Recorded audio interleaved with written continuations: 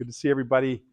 Another Wednesday and progressing through this month, talking about kind of the new things that come in March, things we get excited about, progressing through and reaching another week where we can talk about the spring equinox kind of themes that come when we have new hours, new light, more sunlight, balance, those kind of things. So it all just kind of shifted for me into talking about how we manage our time and how that reflects the things that are important to us. So just a reminder from Monday's email. Number one, recognizing that hopefully your schedule reflects your priorities. When you really think about that, we have a limited amount of hours in the course of a week. It's 168 because I reference it a lot in the counseling office, and it's like, how do you use those times? When you just when you remove the idea that you have to sleep, you have to eat. Usually, you're driving someplace. If you remove those kind of mandatory aspects and the time you have left, what do you do with that? How does it reflect your priorities?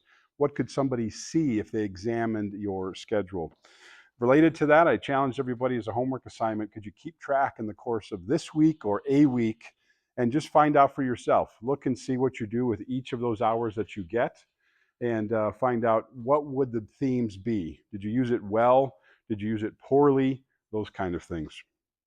Related to that, you have to protect your priorities from distractions and interference. If you do that homework assignment and you find out, man, I lost 7.5 hours on scrolling social media.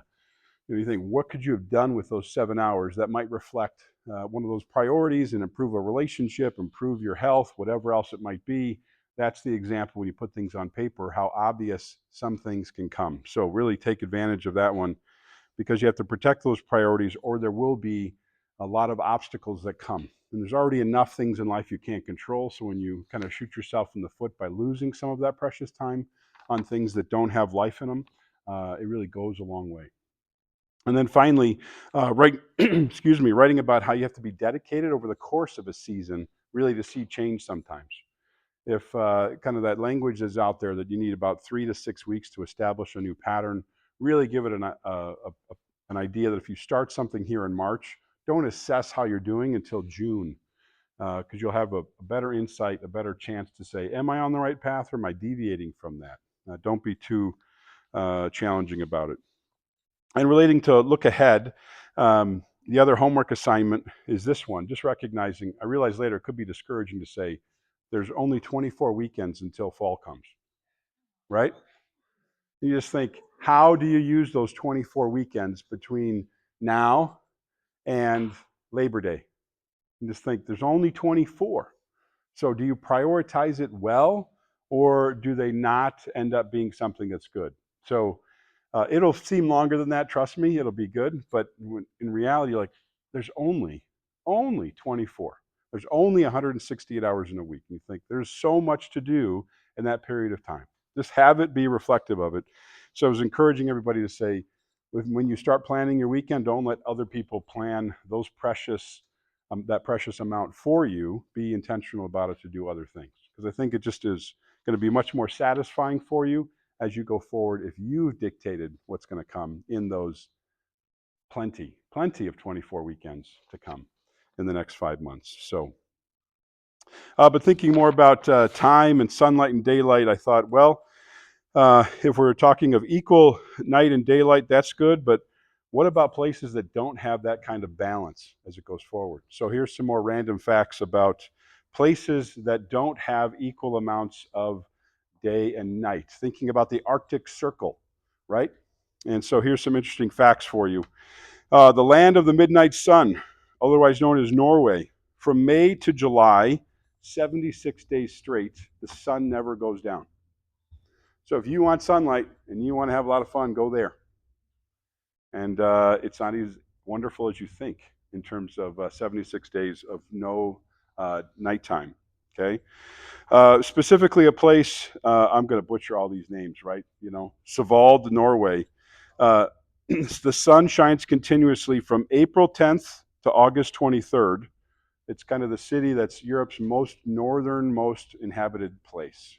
So April 10th to August 23rd. So if I talk about 24 weekends around here, there's your chance to go literally have, more time to get stuff done on the weekend. like, in fact, every day kind of thing. Anybody game for this? A place that the sun never goes down, right? You have a chance to do it? Yeah? Let's see, Canada. Nunavut, Canada. 2 months of constant sunlight. But here's the flip side. But in winters, it can see 30 consecutive days of darkness.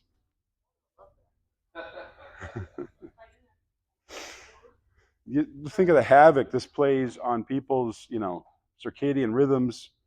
The challenge of telling kids to come inside, it's bedtime, kind of thing. Or just as we're noticing, as the sunlight goes down, like, well, there's still sunlight out there. I have time to get something done. Versus the middle of winter where it's dark at 4:30. You're like, oh, when's bedtime, right?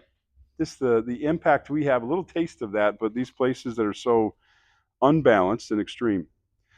Uh, in Iceland, in June, the sun never sets. So in a couple of cities there, you plenty of things to do, and you're able to go there.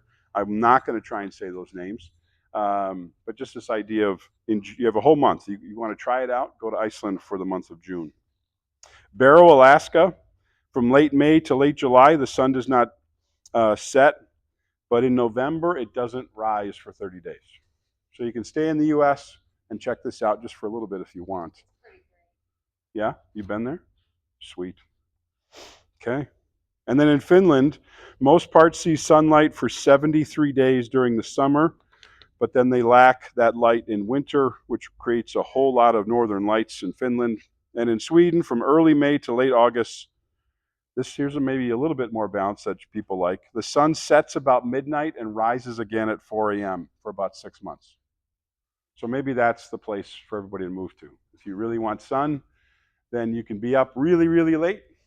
Sun goes down at midnight, get 4 hours of sleep, wake up at 4 and get on with your day. Challenging stuff. Sounds interesting. I'm sure someone has some type of social media talking about all that. You could read and learn about it and vicariously understand what it's like to have the sun not set for 76 days. I suspect after about a week, it becomes grinding and brutal. So, not balanced. But we're talking about balance here. So here, a question for us this morning. With the increased daylight we're noticing, right? 7:30-ish, almost 8, and the approaching good weather, what's the thing you're most excited about doing? If you're not excited about 76 days of straight sun in the Arctic Circle, what about here in Wisconsin? What are you excited about coming now that you have more daylight, longer days, those kind of things? What gets you excited?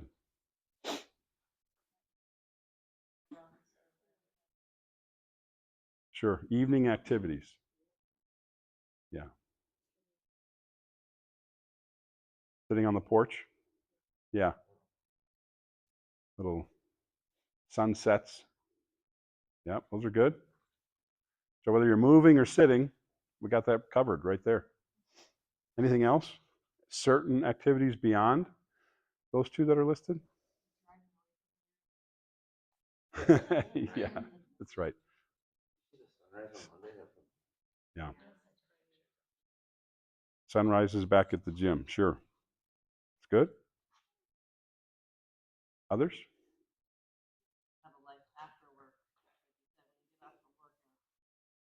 Mhm. Yeah. Life after work, house projects. Yeah. Yeah, those are good. I mean, I like that. You can feel like you can linger a little bit at the end of the day when there's still sunlight left, particularly as you get closer to June, right? That's kind of around the corner. You get that longest day of the year-ish around June 20th, and sun's still up after 9. Right? Wonderful, wonderful time as things come. More specifically to our topic this week, what helps you to not get distracted from the priorities you want to accomplish in that week of 168 hours? What steps do you take to guard your time to pursue those priorities?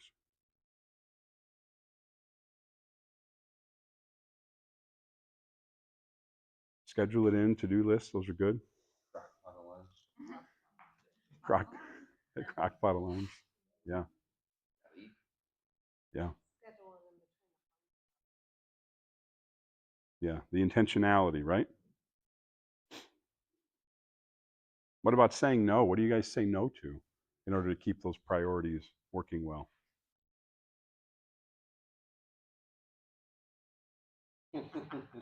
Committees at work. Those are good. I mean, that it wrote about this idea about words distractions, right? And what robs us of the time and the energy we want to do things. So yeah, committees are extra volunteer parts. Um, Part of what I'm suggesting this week is scheduling, right? The If you can put things in your schedule now, there's more structure to it, so you actually know what's going to rob you of more time and opportunity. So as you plan ahead, it's going to be clear when you only have margin to do certain things. So the more you know your schedule, the more precious the free time you have comes, allows you to be a little bit more choosy about what you do. If you have all this time and nothing's planned and think, oh, I'll get to it, no worries. I got plenty of weekends left. I've got plenty of time this weekend, plenty of time at night. I'll get it done. I think that kind of leads to some chaos. It allows some of those priorities to lessen, and the week doesn't feel as satisfying. So be sure to guard some of that. Three final comments here about balance and using your time well. I think we've mentioned some of these, right? I think lists, accountability, writing about your priorities are crucial to follow through. If you haven't established them, how are you going to know to follow through on them? We're simply too busy. There's so much in our heads.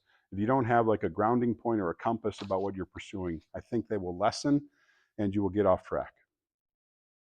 Secondly, overcoming your own rationalizations and justifications is essential. We talked last week about negative thoughts that come in and rob us of some opportunities to get things done in spring. But here is where some other thinking errors come in. Like, oh, it'll be okay. I've got plenty of time.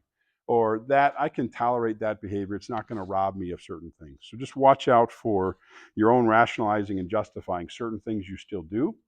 And I think that's where the first recommendation I made about accountability. If you talk to the people who are closest to us, whether you live with them or you're subordinate to them, you're kind of doing the same task and you're responsible to them, ask them how you're doing with follow through.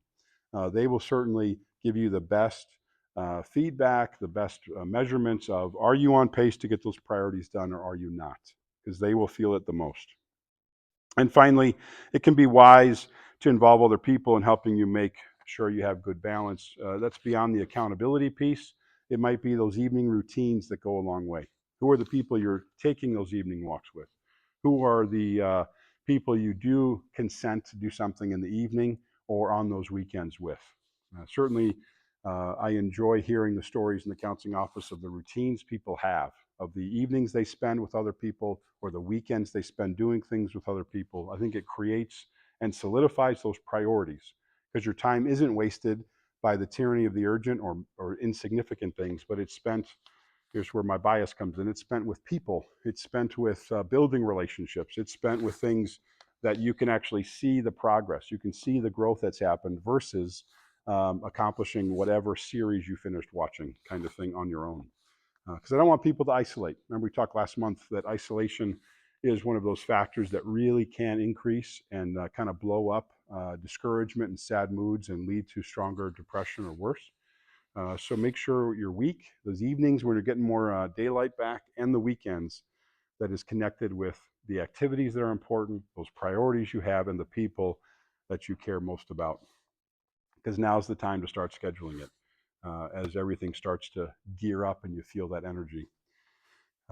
So it's good to talk about this theme, give it some thought. 168 hours, track your week and see where your time goes. And if you do look ahead and you think, oh, there's only 24 weekends, boy, fill that in and just see. Imagine how choosy you will be with your time. And I think you'll feel better about that than just letting it kind of fly by as it goes forward.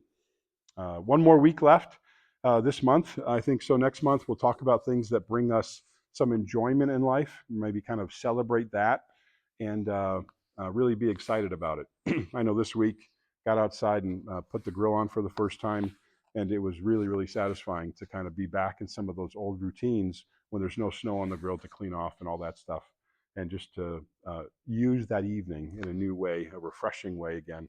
And a good reminder for me, like we should really celebrate some of the good things that come in spring as a reward for surviving 6.5 months of snow, right? Because nothing's going to come tonight. It's just all going to be rain, and go from there. All right. Good to see everybody. Let's have a good workout. Thank you.